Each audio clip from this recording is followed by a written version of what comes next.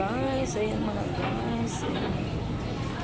Ah, sarap na tulog. Naantok ako. Ang hirap. Ang haba ng nilalakad ko. Balik doon, balik dito, punta dito. Ang dami ikot-ikot. Tapos umihi pa na may mga puko. Wala pala akong dalang diaper. Tinay ko tingin sa kumbag. Saan ba yung diaper? So wala pala akong dalang diaper mga guys. Kaya ginawa ko. Bumili ako ng diaper. Tulak-tulak ko yung apo ko. Ang hirap. Ang init-init pa naman kanina guys. Sumatong. Ngayon sabi ko, hindi pa naman tapos yung galing kami sa hospital. Eh, hindi pa natapos. Hindi na kaya ng oras. So, ang ginawa ko, nagbayad na lang ako ng tubig dito sa water district para makarelax yung apo ko. Ayan ang apo ko mga guys. Sarap ng tulog mga guys. 506. Pinare-relax ko muna habang nagchika-chika muna tayo. Sakit ng ulo ko. Grabe, sa init pa naman. Ang init ngayon, mamaya parang uulan kasi parang maitim yung kalangitan.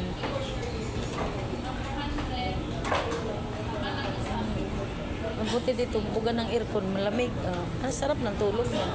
Hindi siya maistorbo. Mamaya, pagising niya, lalagyan ko ng diaper kasi walang diaper yan. Nilagyan ko lang ng lampin. Baka mamaya umihi. Naku, delikado. Kaya, pag magising siya, papachechens ako ng diaper. Dito may CR naman dito sa water district. Katapos, sana hindi pa umulan. Pupunta pa sa Kubon. Sad ng ulo ko. Grabe. Ang lakas ng buga ng aircon dito. Lamig. Lamig mga guys. Hindi pa, ang hirap ng pag nilalakad ko kasi yung PhilHealth ng anak ko.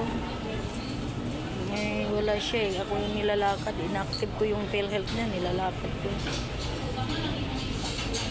Kailangan na authorization niya. Yun doon ako na napatagal. Kasi hindi pa niya nagawa ng authorization. So, mga wipis, balik na naman ako dito. Kasi Bernice, injectan siya ng second dose na anti-rabies. Kailang matapos ko yun. Eh, mahal pa naman yung anti-rabies eh. Wala tayong pambayad yan mga guys. Ayan. Kailangan natin yung kailangan natin yan ng PhilHealth o malasakit. Kanina na tapos sa kanya, hindi pa naman tapos ako yung interview sa taas sa PhilHealth. Yun ang kulang. Pumunta ko doon sa laboratory ko mga guys. Yung kinuha ko yung result ko para sa Huwebes may pabasa ko sa doktor sa aking laboratory sa sugar. Lahat na nandun. Babasa ko sa unsay ko, taas ba kong sugar, cholesterol ko, sa ihi ko, ano ba. Yun, marami ang mga laboratory ginawa. 4 yun eh. Kailang basahin sa doktor. Yun. Eh, mga Huwebes, Bernes, busy ako dyan. Bukas relax kay holiday.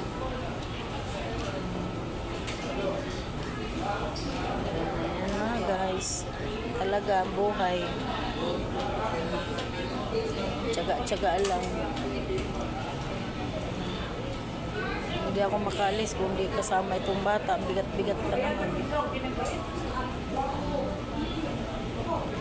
Ay, may iba ang usapan natin mga guys. Yung ko pala, yung video ko, sabi ko lang muna yung video ko. Hindi ako nagdi-delete, hindi ako nag-i-edit. Talagang legit to. Talaga kung ano yung sinasabi ko, yun, inatag ko na talaga. Yun na yun. Hindi ko na talaga yung ini-edit kasi hindi ako marunong edit. Saka hindi ako palagi mga guys nag na araw-araw nagda-download. Ayan, sorry mga guys kung hindi ako masyadong sa aking YouTube kasi minsan busy din ako mga guys. Yung mga content ko 510. kagaya nito na ko na lang kung para mai-upload ako. Ang hirap kasi pabalik-balik ako sa hospital. Hirap talaga magkasakit mga guys. Hirap.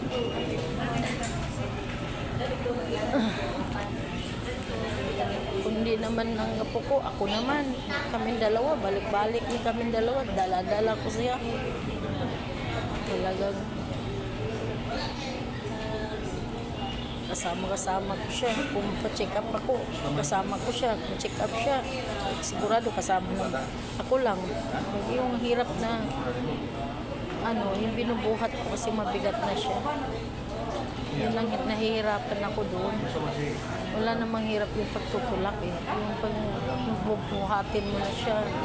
Yung mag-travel, magsakay na kami. Yung mga ganun ba. Yun ang hirap. Kaya, ayan.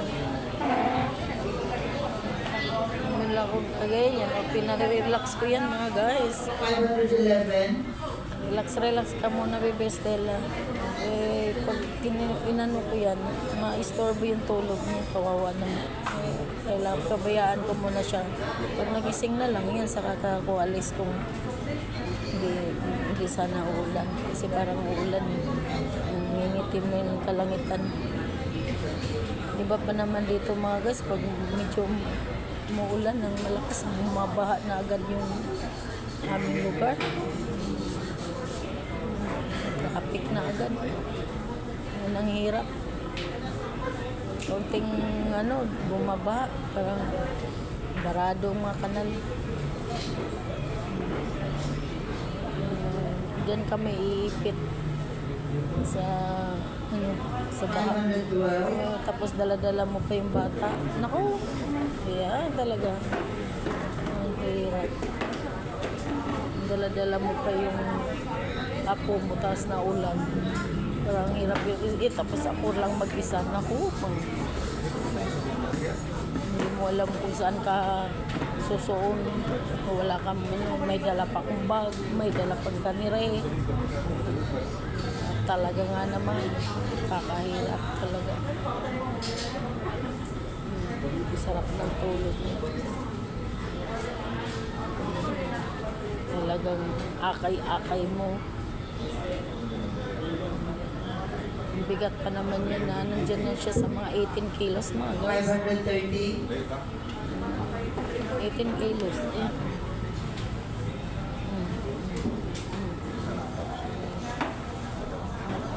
Ayan guys. Sarap ng tulog niya. Sarap ng tulog niya mga guys.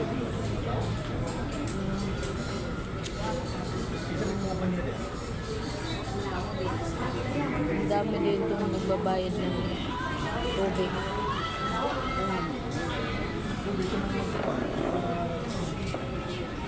Dito ako nagpapastar sa tabi ng aircon para talagang masarap yung tulog niya. Buga ng aircon nasa kanya lahat.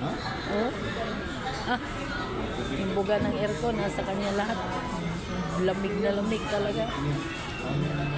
Di pa talaga siya magising niya kasi ang lamig. Papasarap ang tulog niya. Hindi ko talaga siya i-stop. 550. Kaya hanggat di pa siya nagigising, yan, nagkipagtsikahan pa ako sa inyo. Ayan, maraming palang salamat sa nanonood sa aking video mga guys. Ayan, maraming salamat sa inyong support. Ayan, sa nanonood. Pagpasensyahan niyo muna aking video. Medyo boring minsan. At wala pa ako na yung mga naisip ng aking mga vlogs. Medyo sana kahit papaano naman ay supportahan nyo rin ang aking YouTube channel. malaking bagay na po yun para sa akin. Pakisubscribe po ang aking YouTube at malaking bagay na pong tulong niyo sa aking apo sa pangangailangan niya mga guys, kasi sa totoo lang daming needs, daming mga needs niya, hindi rin lumalaki siya mga guys, hirap, daming mga pangangailangan niya. Ako rin masakiton, dami na rin sakit, yung heart ko, yung sugar, dami. Nung nakaraan nga yun, nagpaiko ako. Tapos ngayon nagpa-laboratory ako. Nairo na naman. Next month sa 18, schedule ko na naman sa aking ultrasound, sa aking kilikili, may bukol. Sabi ko sa doktor, lagi ko na chine-check up dito sa surgery. Sabi ko sa doktor, Dok, itong bukol ko na to, hindi naman nawawala. Kung sabi niyo kasi, ano lang ito, yung parang sa pagbubuhat ko sa bata, tawag nila yung parang ano, hindi na, kasi natatakot akong cancer mga guys eh. Kaya yun ang kinatatakutan ko. Isa pa, paano yung apo ko, matanda na ako, yun na yung pinag-aalala ko, kaya masyado akong concern sa katawan ko. Masyado akong ano talaga ako sa ano nararamdaman. Gusto ko yung namomonitor baga, kasi mahirap na eh. Saka pa natin kung malala na, di ba?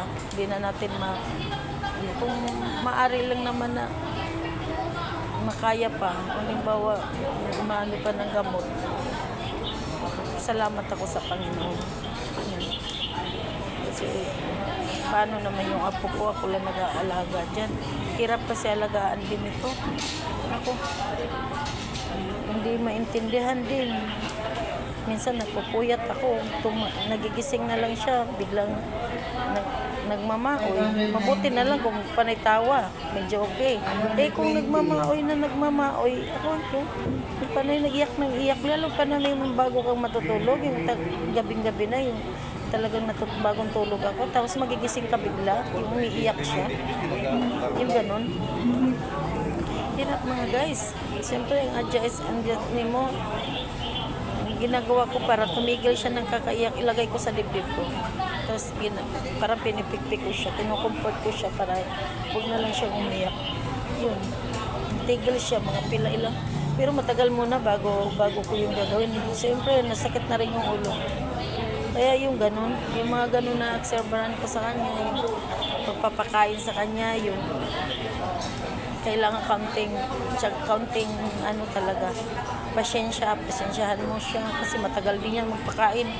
Inabot din kami ng abot din ng isang oras kasi ang tagal.